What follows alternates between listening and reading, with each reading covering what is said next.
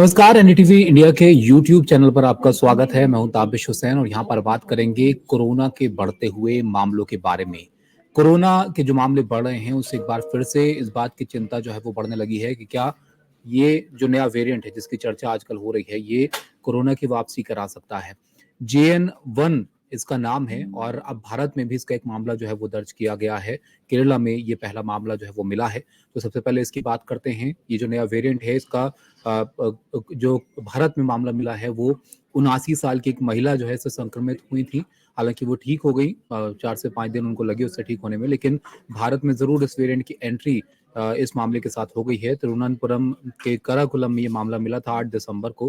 हालांकि हल्के लक्षण इसमें सिर्फ थे उनको और कुछ वक्त बाद वो यहाँ पर ठीक हो गई थी। लेकिन ये जो वेरिएंट है JN-1 या JN.1 आप इसको कुछ भी कहिए, ये क्या वेरिएंट है और क्यों इसको लेकर फिक्र इतनी बढ़ रही है, इसको आप इस हिसाब से समझिए कि सबसे पहला जो मामला था इस वेरिएंट का वो अमेरिका में मिला था। ये सितंबर महीने में मिला था अमेरिका में पहला मामला इस वेरिएंट का, और उसके बाद 15 दिसंबर को चीन में इस वेरिएंट के जो है वो मामले 7 करीब दर्ज किए जाते हैं। उसके बाद अमेरिका की अगर हम बात करें तो करीब 20% मामले जो वहां पर आ रहे हैं कोरोना के, वो बताया जा रहा है कि वो इसी वेरिएंट से ताल्लुक रखते हैं जो लोग वहां पर संक्रमित हो रहे हैं। चीन में भी मामले मिले और कुल मिलाकर अब करीब 40 देश ऐसे हो गए हैं जहां पर इस वेरिएंट की मौजूदगी जो है वो अब तक दर्ज की जा चुकी है। तो क्या इससे बहुत ज्यादा चिंता करने की हमें जरूरत है, बहुत ज्यादा फिक्र की यहाँ पर जरूरत है? अगर आप संक्रमण देखें इस वेरिएंट का तो आप कह सकते हैं कि हाँ, थोड़ा कॉशियस होने की यहाँ पर जरूरत है, क्योंकि जो इससे पहले का वेरिएंट था उससे काफी समानताएं इसमें जरूर हैं, जो कि BA.2.86 इससे पहले का वेरिएंट था, लेकिन ये ज्यादा संक्रामक बताया जा रहा है और तेजी से इसके मामले जो है वो फैल रहे हैं। क्या इसके लक्षण हैं, कैसे ये जो है वो लोगों को नुकसान पहुंचा रहा है जो संक्रमित इससे हो रहे हैं, उसमें किस तरह की जो है वो लक्षण देखने को मिल रहे हैं? तो बहुत समानताएं हैं। जो कोरोना इससे पहले आपने देखा है भारत में जब फैला था तो जो दिक्कतें लोगों को होती थी, कुछ वैसी ही परेशानियां इस वेरिएंट के साथ भी लोगों को देखने को मिल रही हैं। जैसे कि आप बुखार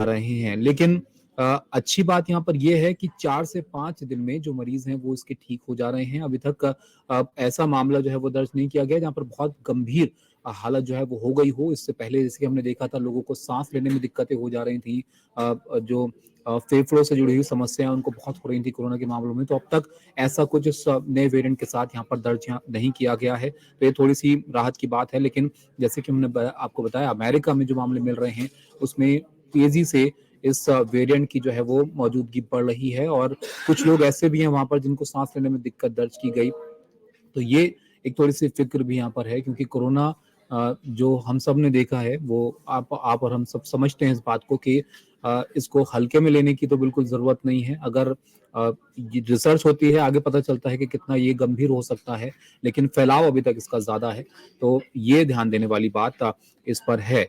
एक और फिक्र की बात क्या है कि सिंगापुर में बहुत तेजी से पिछले कुछ वक्त में जो है वो मामले बढ़े हैं। हालांकि उसके पीछे यही वेरिएंट है या कुछ और वजह है ये अभी साफ नहीं है, लेकिन सिंगापुर में अगर आप स्थिति वहां की देखेंगे तो सिंगापुर में पिछले एक हफ्ते में 3 से 9 दिसंबर का जो हफ्ता था वहां पर करीब 56,043 मामले दर्ज किए गए हैं और ये एक बड़ा उछाल है। इससे पहले के पिछले हफ्ते की अगर आप बात करें तो इससे पहले का जो हफ्ता वहां पर था उसमें 32,035 करीब मामले थे और ये करीब करीब दुगना हो गया है एक ही हफ्ते के अंदर। अब हालांकि 32,000 एक हफ्ते में आना भी कोई छोटा नंबर नहीं है, बहुत तेजी से वहां पर ये मामले जो है वो दर्ज किए गए हैं और इसकी वजह से वहां की जो सरकार है, वहां की जो हेल्थ मिनिस्ट्री है वो इसको लेकर चिंतित है और रोजाना के जो ट्रेवल एडवाइजरी भी उनकी तरफ से यहाँ पर जारी की गई है। लेकिन यहाँ पर एक ध्यान देने वाली बात यह है कि हॉस्पिटलाइजेशन जो है ये भी सिंगापुर में बढ़ा है इन मामलों के साथ साथ, और ये बताया जा रहा है कि रोजाना करीब 350 औसतन ऐसे लोग हैं जिनको अस्पताल में दाखिल होने की जरूरत